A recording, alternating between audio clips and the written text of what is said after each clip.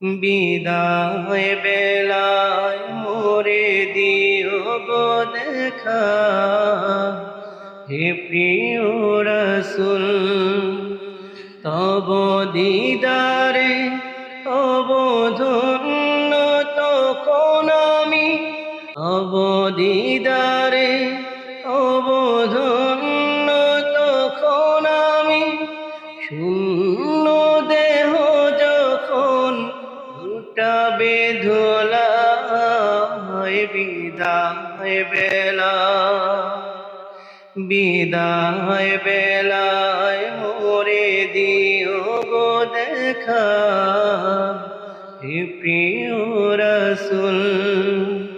ইয়া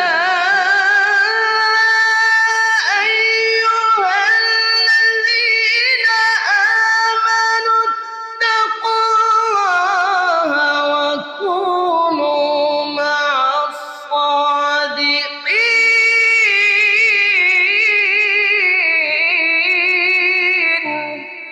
এরে ভাইজান, প্রচন্ড ক্ষুধায় পেটের মধ্যে ছিল। বিশ্ব নবীর চেহারা দেখার পরে আল্লাহর কসম করে বলি, আমার সমস্ত ক্ষুধার যন্ত্রণাগুলা মিটা গিয়েছে। এমন একটা সুন্দর চেহারায় থুতু মেরেছে উকবা, বিশ্ব নবী চোখের পানিগুলা ধরে রাখতে পারে না। বিশ্ব নবীর চোখের পানিগুলো ঝর্ণার মতো বেয়ে বেয়ে পড়ে। এমনি আল্লাহ রাব্বুল আলামিন জিবরাইল আলাইহিস সালাতু ওয়াস সালামকে ডাক দিয়া বলেন, রে জিবরাইল, আর দেরি করো না। আসসালামু আলাইকুম ওয়া রাহমাতুল্লাহি ওয়া বারাকাতুহু। আলহামদুলিল্লাহ, আলহামদুলিল্লাহিল আকরাম الذي خلق الإنسان وكرم وعلمه من البيان ما لم يعلم، فسبحان الذي لا يحصى امتنانه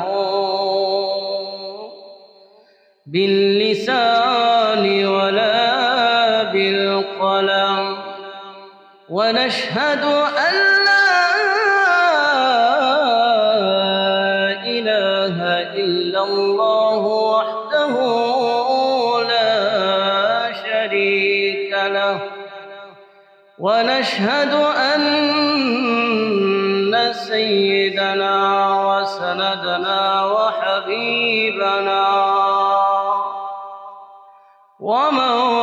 ومولانا محمدا عبده ورسوله، أرسله بالحق بشيرا ونذيرا وداعيا إلى الله بإذنه سراجا وقمرا منيرا. أما بعد، فأعوذ بالله من الشيطان الرجيم. بسم الله الرحمن الرحيم. يا أيها الذين آمنوا اتقوا الله وكونوا مع الصادقين. قال النبي صلى الله عليه وسلم: المرء مع من أحب، أو كما قال عليه الصلاة والسلام. اللهم صل على محمد وعلى آل محمد كما صليت على إبراهيم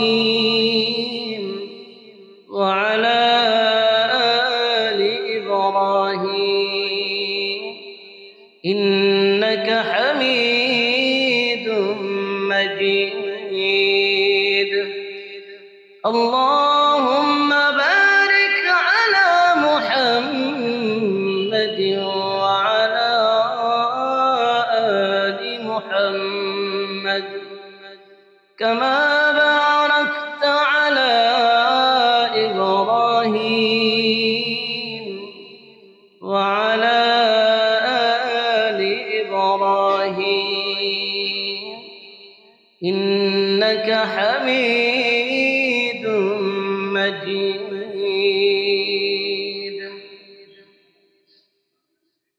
বিদায় বেলা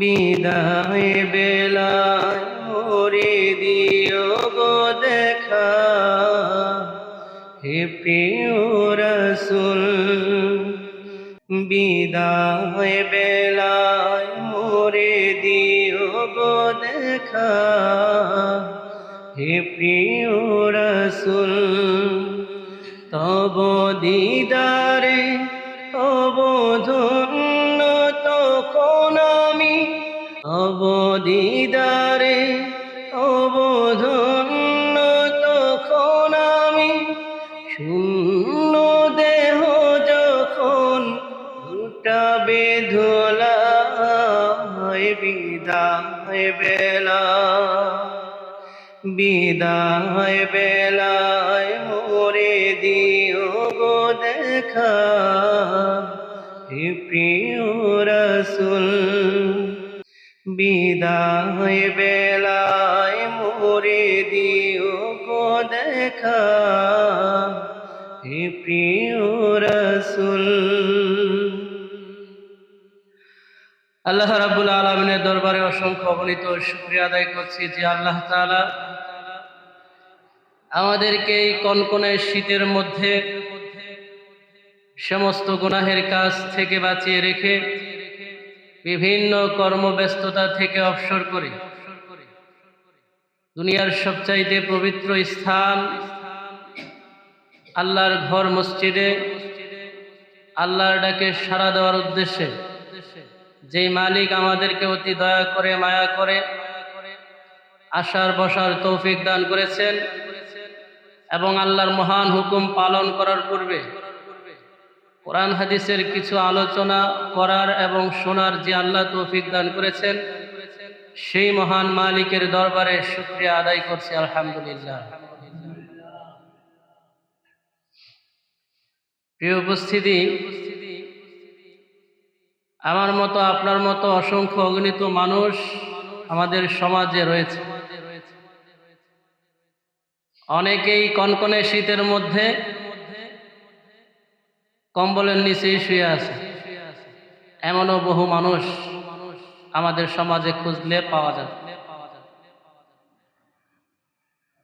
আল্লাহর বড় ইহসান, বড় মেহেরবানি, আমরা পবিত্র হয়ে আল্লাহকে রাজি এবং খুশির করার জন্য জাহান্নামের আগুনের ভয়ে জান্নাত লাভের আশায় আমরা আসতে পেরেছি মসজিদে। আল্লাহ তৌফিক দিয়েছে, এটা বিশাল বড় একটা নিয়ামত।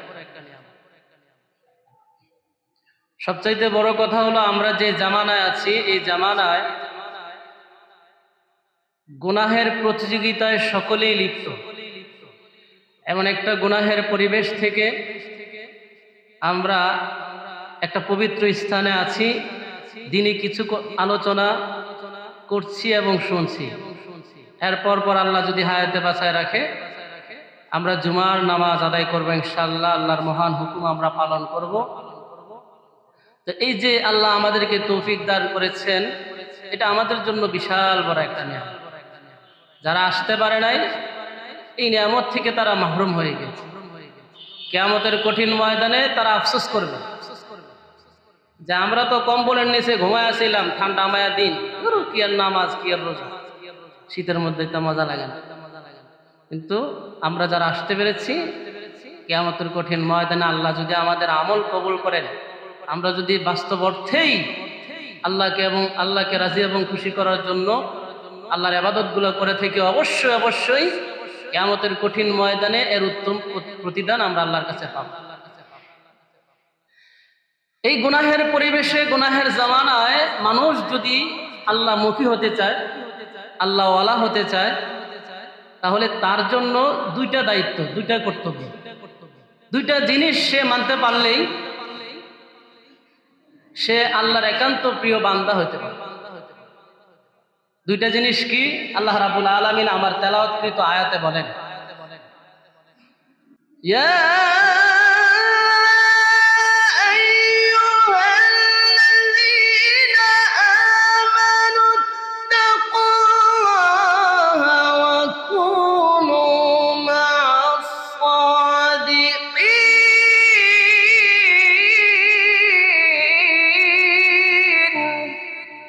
আল্লাহ রাব্বুল আলামিন বলেন, ও ঈমানদারগণ, তোমরা আমি আল্লাহ রাব্বুল আলামিনকে ভয় করো, তোমরা আল্লাহকে ভয় করো এবং নেককারদের মজলিসে বেশি বেশি যাও।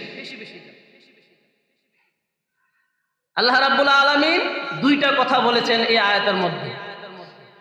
এই দুইটা কথা যদি আমরা মানতে পারি, তবে আমরা এই দুনিয়ার জমিনে সফল কাম হতে পারবো, পরকালেও আল্লাহর চিরস্থায়ী শান্তির জায়গা, আল্লাহর তৈরি চিরস্থায়ী শান্তির জায়গা, আরামের জায়গা, সেই জান্নাতে আমরা যেতে পারবো।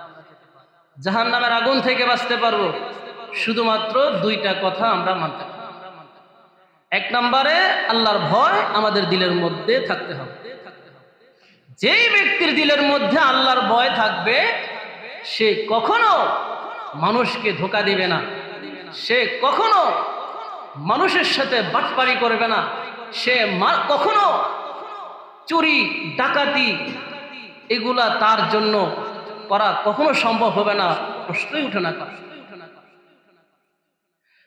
প্রিয় উপস্থিতি, সেজন্য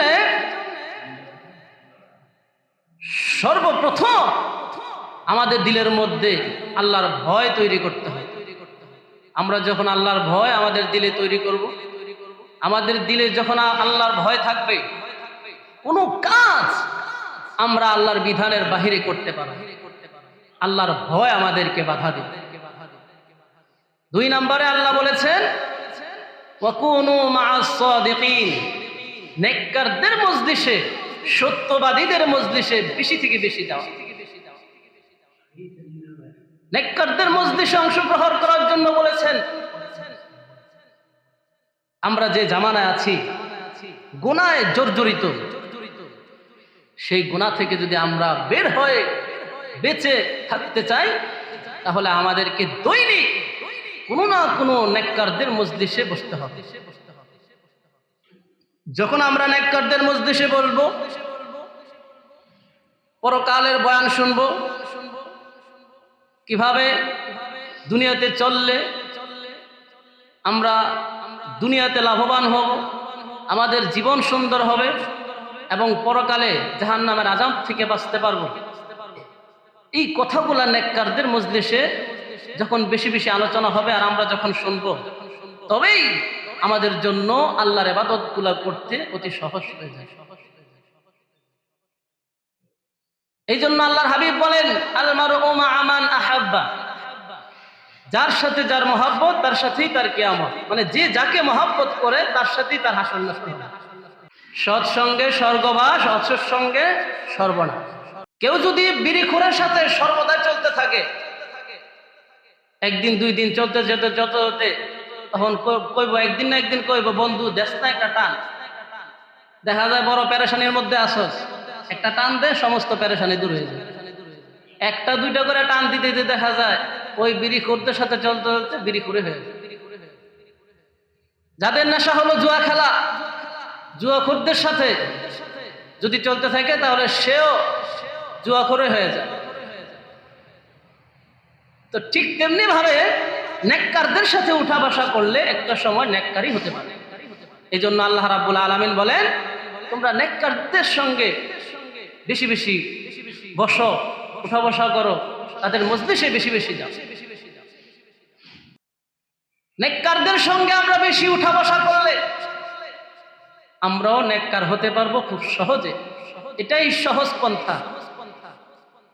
আর খারাপ মানুষের সাথে চলতে চলতে একটা সময় তাদের কালচারে আমাদের মধ্যে চলে আসে। সেজন্য বন্ধু বানাইতে হইলে অবশ্যই নেককারকেই বন্ধু বানাতে হবে। বদকারকে বন্ধু বানানো যাবে না। বদকারকে বন্ধু বানাইলে আমাদের এই জীবনও শেষ, আখিরাতও শেষ। আর নেককারকে বন্ধু বানাইতে পারলে আমাদের এই জীবনও আমরা সফল কাম, পরকালও আমরা সফল কাম হতে পারি। আর এই জন্যই আল্লাহ রাব্বুল আলামিন বলেন ওয়াকুনু মা'আস সাদিকিন, নেককারদের মজলিসে বেশি থেকে বেশি যাও। বদকারদেরকে বন্ধু বানাইলে কি লস, ছোট্ট একটা ঘটনার মাধ্যমেই বুঝতে পারবে। কাফেরদের একজন লিডার ছিল, বড় একজন লিডার মক্কার। তার নাম ছিল উকবা। যদিও সেই কাফের সিল মারা জাহান্নামী, তার একটা গুণ ভালো ছিল, সে সিরিয়ায় ব্যবসা করত। ব্যবসা কইরা তার ব্যবসার কিছু টাকা, তার ব্যক্তিগত ব্যবসার কিছু টাকা সে গরিব মিসকিনকে দান করে দিত। এই একটা গুণ তার ছিল। তা একবার সিরিয়া থেকে ব্যবসা কইরা সে আসছে। আসার পরে সে চিন্তা করলো যে এইবারে লাভের অংশটা দিয়া আমি কিছু ভালো মানুষদেরকে খানা খাওয়াবো। বহু চিন্তা ভাবনা করলো। একবার চিন্তা করলো আবু জাহেলের খাওয়ামো, পরে দেখে যে না, আবু জাহেল এসে বাটপারের ঘরে বাটপার, যদিও এর দলের লোক। তারপরে এমনি এমনি ভাবে বহু চিন্তা ভাবনা করা দেখলো যে মক্কার মধ্যে সবচাইতে ভালো মানুষ হলো নবী মুহাম্মদুর রাসূলুল্লাহ সাল্লাল্লাহু আলাইহি ওয়াসাল্লাম। তার থেকে ভালো মানুষ মক্কার মধ্যে আর কেউ নাই। এটা বেঈমান কাফেররাও বিশ্বাস করতো, জানতো, কিন্তু তাদের নেতাগিরি ছুটে যায় ওগা দেখা তারা নিজেরাও কালেমা পড়ছে না, তাদের সাঙ্গপাঙ্গদেরকেও কালেমা পড়তে দেয় না। তো উকবা সে সিরিয়া থেকে ব্যবসা করে আয়া আপনার আমার নবীর দরবারে চলে গেলেন। যাইয়া বলতেছেন, ওগো নবীজি, আমি আপনাকে একবেলা খানা খাওয়াইতে চাই। আপনি আপনার সাহাবীদেরকে নিয়ে আমার বাড়িতে একবেলা খানা খাই। বিশ্বনবী সাহাবায়ে কেরামদেরকে নিয়ে উকবার বাড়িতে আসলেন। বিশাল বড় আয়োজন, বড় বড় ডেক দিয়া পাক করলো, খানা টানা পাক করলো। বিশ্বনবী দস্তরখানায় খাবার খাইতে বসলেন। লুকমা খানার লুকমা রেডি কইরা মুখে দিবেন, এমন অবস্থায় বিশ্বনবী উকবাকে ডাক দিয়া বলতেছেন, উকবা, তোমার বাড়িতে আসলাম, খানা রেডি, লুকমা মুখে দিব। তখনই লুকমা মুখে দিব যখন তুমি কালেমা গ্রহণ করো। যদি তুমি কালেমা গ্রহণ করো তাহলে আমি বিশ্বনবী তোমার বাড়িতে আসছি, খানা রেডি করলাম, লোকমাও রেডি, মুখে দিব। যদি তুমি কালেমা গ্রহণ না করো তাহলে সাহাবা ইকরামদেরকে নিয়ে এই মুহূর্তে আমি এখান থেকে চলে যাই। উকবা চিন্তা করতেছেন, আমি নেতা মানুষ, মক্কার এত বড় একজন নেতা, আমার বাড়িতে আইয়া মুহাম্মদ না খাইয়া যায় বোগা, এটা তো আমার মানিজ্যতের একটা ব্যাপার স্যাপার। কি বলেন? আরে এটা কোনো ব্যাপার হইলো? আপনি বলছেন কালেমা পড়তে, কালেমা পড়বো, কোনো সমস্যা নাই। আপনি সত্য নবী, আপনার কথায় আমি অবশ্যই কালেমা পড়বো। সাথে সাথে উকবা কালেমা পড়ে নিল, লা ইলাহা ইল্লাল্লাহু মুহাম্মাদুর রাসূলুল্লাহ। বিশ্বনবী খুশি হয়ে গেলেন। বিশ্বনবী খানা খেয়ে তারপর সাহাবায়ে কেরামদেরকে নিয়ে চলে গেলেন। এই সংবাদ ঝড়ের গতিতে মক্কার কাফেরদের মধ্যে ছড়ায় পড়ল। পরের দিনে সকালবেলা নেতা খেতারা দৌড়ে আইছে উকবার বাড়িতে। উকবা, কি ব্যাপার? তুমি নাকি মুহাম্মদ রায় না খানা খাওয়াইছ, আবার কালেমা পড়া মুসলমান হয়ে গেছো, ঘটনা কি? উবাই ইবনে খলফ এই উকবার যে বন্ধুগুলা ছিল সবগুলা বন্ধুই ছিল সিলমারা জাহান্নামী। আবু জেহেল, আবুল আহাব, উবাই ইবনে খলফ। এই উবাই ইবনে খলফ বলতেছে, দোস্ত, এত সহজেই বিল্লাই গেলাগা। আমি উবাই ইবনে খলফ নিজে যা খাইতাম তোমাকেও সেটা খাওয়াইতাম, নিজের জন্য একটা কোনো কিছু আনলে তোমার জন্য আনতাম, তুমি আমারে না জানায় আমার সাথে পরামর্শ না কইরা কালেমা পড়ে মুসলমান হয়ে গেলা, মুহাম্মদের বাড়িতে না খাওয়াও, ব্যাপারটা তো বুঝলাম না কিছু। এরপরে উকবা বলতেছে, আরে দোস্ত কালেমা তো পড়ছি, কোন কালেমা পড়ছি এটা তোকে জানবা। এই উবাই ইবনে খলফ ছিল উমাইয়া ইবনে খলফের আপন ভাই, আর উমাইয়া ইবনে খলফ এই দুনিয়ার জমিনে সবচেয়ে বড় একটা জালেম ছিল। কেমন জালেম? উমাইয়া ইবনে খলফের গোলাম ছিল বেলাল রাদিয়াল্লাহু তাআলা আনহু। বেলাল রাদিয়াল্লাহু তাআলা আনহুর মনিব ছিল এই উমাইয়া ইবনে খলফ। এই উমাইয়া ইবনে খলফ বেলাল রাদিয়াল্লাহু তাআলা আনহুর উপরে কি পরিমাণ জুলুম নির্যাতন করেছে, নাকের মধ্যে রশি লাগায়া বাচ্চাদের হাতে দিয়ে দিয়েছে, এরপরে উলঙ্গ করে তার হাত পা বেঁধে উত্তপ্ত বালুর উপরে, মরুভূমির বালুর উপরে তাকে নিয়ে টানা হেঁচড়া করেছে। জিহ্বার মধ্যে জিহ্বা টান দিয়ে ধরে বেলাল রাদিয়াল্লাহু তাআলা আনহুর জিহ্বার মধ্যে পেরেক মেরে দিয়েছে যেন আল্লাহর জিকির করতে না পারে। এই যে জুলুমগুলো করছে উমাইয়া ইবনে খলফ, এই উমাইয়া ইবনে খলফের আপন ভাই উবাই ইবনে খলফ। এই উবাই ইবনে খলফ এই বাপজুটে আইয়া উকবারে বলতেছে, দোস্ত তুমি কামটা করলা কি? এবার উকবা ডাক দিয়া কারে, কালেমা তো পড়ছি ঠিক, কালেমা তো এটা রাজনীতির কালেমা না পড়ছি, এটা তো আমি ঈমান আনার কালেমা পড়ে নাই। ঈমান আনার বিশ্বাস নিয়া, আল্লাহর প্রতি বিশ্বাস নিয়া, পরকালের প্রতি বিশ্বাস নিয়া যেই কালেমা ওমর পড়ছে, আবু বকর পড়ছে, ওই কালেমা তো আমি পড়ি। আমি পড়ছি রাজনীতি কালেমা। আমার মান সম্মান রক্ষার্থে, আমার নেতাগিরি ঠিক রাখার জন্য আমি কালেমা পড়ছি। মুহাম্মদ তার সাথীদেরকে নিয়ে আসছে আমার বাড়িতে, খানা খাবে, যদি খানা না খায়া যদি জায়গা, তাহলে তো আমি এত বড় একজন নেতা, আমার বাড়িতে আইলো খানা না খাইয়া গেল, এটা তো আমার জন্য বেয়াজ্জতি। এই জন্য মুহাম্মদকে খুশি করার জন্য, খানা খাওয়ানোর জন্য আমি কালেমা পড়ছি। মূলত আমি অরিজিনাল কালেমা পড়ছি না। এরপরে উবাই ইবনে খলফ বলতেছেন, যদি তুমি আবু বকর ওমরের মতো কালেমা না পড়ে থাকো, তাহলে এই মুহূর্তে তুমি আমাদেরকে সঙ্গে নিয়ে মুহাম্মদের চেহারার মধ্যে তুমি থুতু ফেলবে। নাউযুবিল্লাহ। তখন তার সাঙ্গপাঙ্গদেরকে নিয়ে আপনার আমার মায়ার নবীর চেহারার সামনে থুতু ফেলার জন্য সে প্রস্তুত নিয়ে রওনা হয়ে গেল। মুসলমান ভাইরা রে আমার, এইবার যখন উকবা তার দলবল নিয়ে রওনা হয়ে গেল, আমার আপনার নবীর সামনে যখন গেল, এমনি নবী উকবাকে দেখে বিশাল খুশি হয়ে গেলেন। উকবাকে দেখে অনেক বড় খুশি হইলেন। উকবা গতকাল কালেমা পড়ে মুসলমান হয়েছে, আজকে যেহেতু দলবল নিয়ে এসেছে, মনে হয় সমস্ত দলবল নিয়ে আজকে কালেমা পড়বে। বিশ্ব নবী আনন্দ সহকারে উকবার সামনে এসে উকবার সাথে কথা বলে, এমনি এই খাটাস উকবা আপনার আমার বিশ্ব নবীর চেহারার সামনে থুতু মেরে দিল। এমনি আপনার আমার নবীর যে কলিজাটা ফেটে গেল। আহারে উকবা, এ তুই কি করলি? গতকাল কালেমা পড়ে জান্নাত তুই কিনে নিয়েছিলি, আজকে তুই আমাকে থুতু মেরে, আমার চেহারার সামনে থুতু মেরে তুই আবার জাহান্নামকে কিনা নিলি। বিশ্ব নবীর কলিজাটা ভেঙে খান খান হয়ে যায়। নবীজি চোখের পানি ধরে রাখতে পারে না।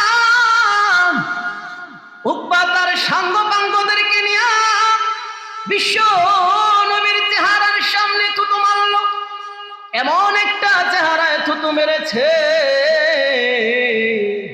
যেই চেহারা দেখে হাজার হাজার বেঈমান কাফেররা মুসলমান হয়েছে, এমন একটা চেহারায় থুতু মেরেছে, যেই চেহারার দিকে তাকায়া থাকলে সাহাবায়ে কেরামদের ক্ষুধা নিবারণ হয়ে যাইত।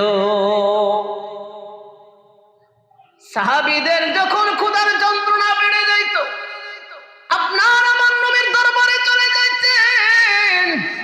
আপনার আমার নবীর দরবারে যাইয়া আপনার আমার নবীর নুরানি চেহারার দিকে তাকায়া থাকতেন, আপনার আমার নবীর মায়ার চেহারার দিকে তাকায়া থাকতেন।